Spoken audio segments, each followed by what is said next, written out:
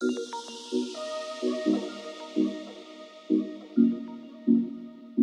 the upper hand on your competition with SCUF controllers. Use code OGXRAYZ to get 5% off your entire order. Yo, what's up guys, it's Xrays. Welcome back to another Call of Duty Black Ops 3 video. What I have for you guys today is going to be Dark Matter gameplay for the new Peacekeeper Mk2 that came to Black Ops 3 yesterday. If you guys didn't know, a whole bunch of new weapons actually came out. I have gameplay for each one of these on the channel. Specifically, this one I wanted to upload because it's Dark Matter, and I don't think a lot of people have Dark Matter just yet. I want to show you guys how this weapon looks like with Dark Matter, and it looks pretty legit. Most of it is actually covered in Dark Matter, which is actually pretty nice. Now, the thing about the Mk2 was I actually feel like it's a decent weapon. You know, some of the other ones like the HG40 and, you know, more specifically like the melee weapons, which kind of seem pretty pointless because they're all the same, but obviously you're trying to keep that balanced out. But you know, items like the HG40 or the RSA interdiction, those kind of weapons were, I want to say they were like a little underpowered, and maybe they did it purposely so people wouldn't complain that you can't get these weapons easily because of the supply drop system. But you know, obviously this one feels like it's a little more balanced. This one feels like it's a decent weapon to use. And before I go any further in this, I completely forgot, I want to shout out Y2J Sin on Twitter and on YouTube. He actually allowed me to use this gameplay. He actually was nice enough to send it to me, so huge shout out to him. Definitely check him out.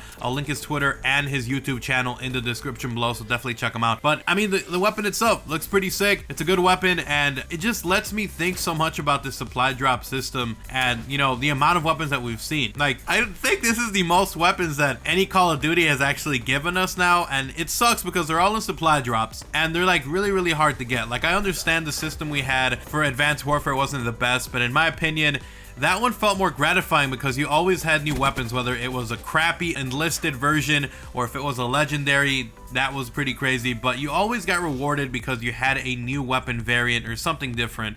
And even this week, Sledgehammer actually has a really special week where they're giving away weapons right now, and one of the new weapons that I got on Advanced Warfare yesterday was the new Repulsor, which I don't think a lot of people actually had. So I kind of feel like, I don't know, Activision is so focusing so much on these, like, you know, microtransactions and like supply drops, and they're going to continue to do that because it's the way of the future for them. They're making money from it.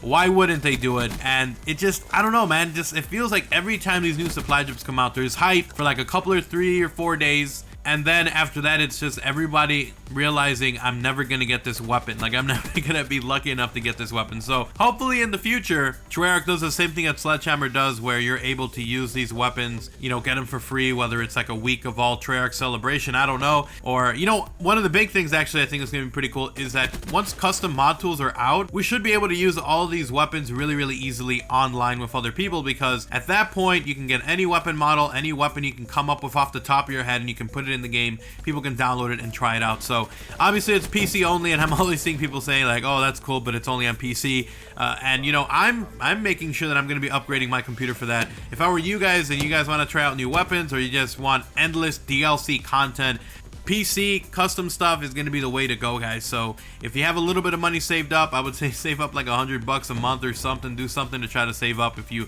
do have a job, if you don't, you know, I don't know, maybe ask your parents for a new computer or like to upgrade your computer, because obviously, guys, custom stuff is going to be the way of the future now. And even though we get all these weird weapons like these, like the Peacekeeper and that endless R70 Ajax and the new DBSR, all those things you're going to be able to use absolutely for free once custom stuff is out. And unfortunately, you can't right now. And that really kind of pisses me off. It really ticks me off because I want these weapons, but there's like no feasible way of getting them unless you're like super lucky. I wasted $50 yesterday during the stream, got nothing. Got absolutely nothing. So that's the way it goes. Like, honestly, Treyarch, one thing I would honestly do if I were them, if new weapons are out, give us like an increased chance of getting it, even if it's like a little bit higher, you know, because yesterday I got the Siege. I got, I think, a melee weapon that wasn't even available, that was like from a month or 2 ago.